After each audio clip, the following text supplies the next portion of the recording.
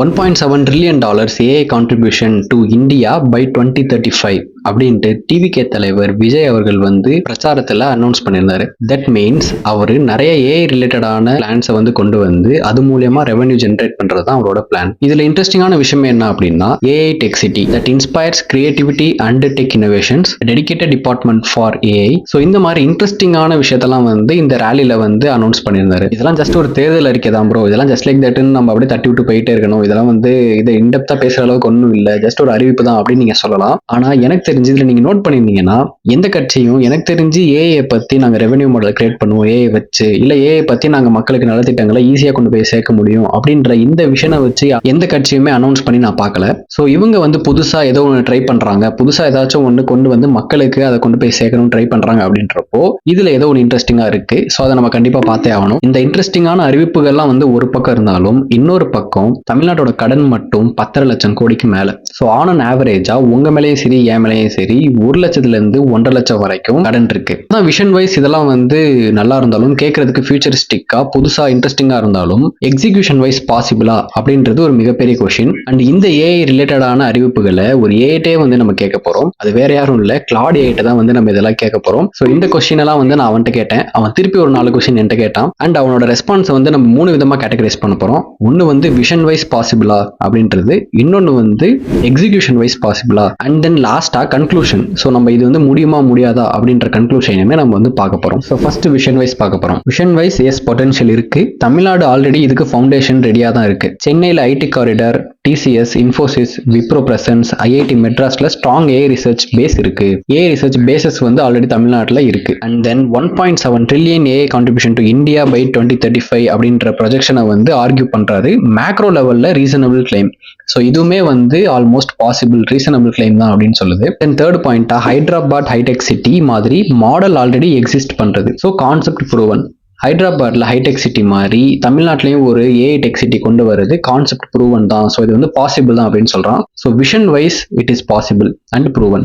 என்னதான் விஷன் வந்து வானத்துக்கும் பூமிக்கும் இருந்தாலும் எக்ஸிகியூஷன் அப்படின்ற பார்ட் வரப்பதான் வந்து அதுல இருக்கிற ரியாலிட்டி என்ன, அதுல இருக்கிற ரியல் டைம் ப்ராப்ளம் என்ன, இது பாசிபிளா இல்ல பாசிபிள் இல்லையா அப்படின்றது தெரிய வரும். ஸோ எக்ஸிகியூஷன் வந்து ரொம்பவே முக்கியமான பார்ட். நான் சொன்ன அந்த 4 கேள்வியும் அவன் எக்ஸிகியூஷன் பார்ட்ல தான் கேட்டிருந்தான். என்னன்னா ஸ்டேட் டெப்டே வந்து 10.5 லட்சம் கோடிக்கு மேல இருக்கு. Interest payments, educations, health care funds இதெல்லாம் எப்படி டைவர்ட் பண்றது? இந்த பிசிக்கல் ரியாலிட்டியில ஏஐ சிட்டி எங்க போறது பணம்? இவன் தமிழ்ல வந்து மைண்ட் பண்ணிக்காதீங்க. ஸோ நான் ஆல்ரெடி சொன்ன மாதிரி 10.5 லட்சம் கோடி கடன் இருக்கு. ஒருத்தர் மேலேயே வந்து 1.5 லட்சம் கிட்ட கடன் இருக்கு. ஸோ அதுக்கு வட்டி தனியா இருக்கு.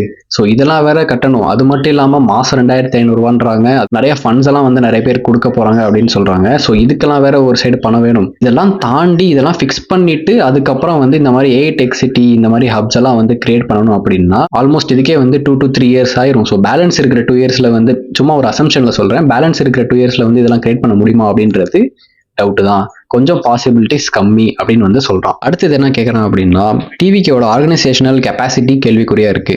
பூத் லெவல் மீட்டிங்ஸா இருக்கட்டும், டூர் பிளான்ஸ் எல்லாமே மிஸ் ஆச்சு. பேசிக் ஸ்கெடியூல்ஸையே எக்ஸிக்யூட் பண்ண ஸ்ட்ரகிள் பண்ற பார்ட்டி எப்படி ஏஐ டெக் சிட்டி டெலிவர் பண்ணும் அப்படின்ற ஒரு கொஸ்டின் கேட்கறான். அது மட்டும் இல்லாம ஃபர்ஸ்ட் டைம் கவர்னன்ஸ்னு வேற சொல்றாங்க. ஸோ மூணாவது என்ன கேட்குறான் அப்படின்னா ஏஐ சிட்டி என்பது land acquisition, private investment, centre state coordination, years of planning. So இது எல்லாமே சேர்ந்தாதான் முடியும். அண்ட் தென் ஸ்டேட் கவர்மெண்ட் மட்டுமே சொன்னா போதாது. இதை நம்ம நோட் பண்ணியே ஆகணும். ஸ்டேட் கவர்மெண்ட் மட்டுமே வந்து இதை ஃபுல்லாகவுமே எக்ஸிக்யூட் பண்ண முடியாது.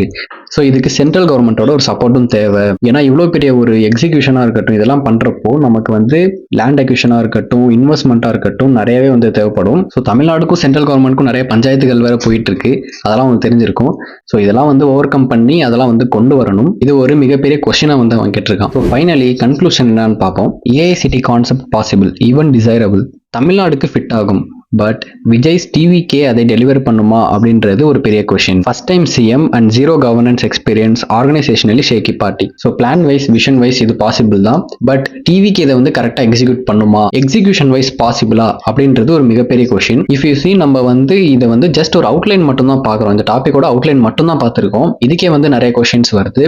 இன்கேஸ் டிவிக்கே வந்து ஜெயிச்சு வந்தாலோ வந்து இந்த எக்ஸிக்யூஷன்லாம் வந்து பார்த்தாலோ இப்போ நிறையவே வந்து கொஸ்டின்ஸ் வரும். ஸோ இது எல்லாமே நடக்கணும்னா ஃபர்ஸ்ட் 23ஆம் தேதி ஏப்ரல் போயிட்டு எல்லாரும் ஓட் பண்ணணும்.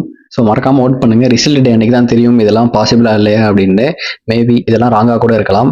ஸோ இது ஃபுல்லாமே டேட்டா பேஸ் பண்ண ஒரு ப்ரெடிக்ஷன் அப்படின்றதுனால this video is only for information and educational purpose. அதை மட்டும் மைண்டில் வச்சுட்டு பாருங்க. அப்படியே இந்த பிளான்ஸ், இந்த அறிவிப்புகளை பற்றி உங்கள் கமெண்ட்ஸ் என்னன்றதையும் கமெண்ட் பண்ணுங்க. பாய்.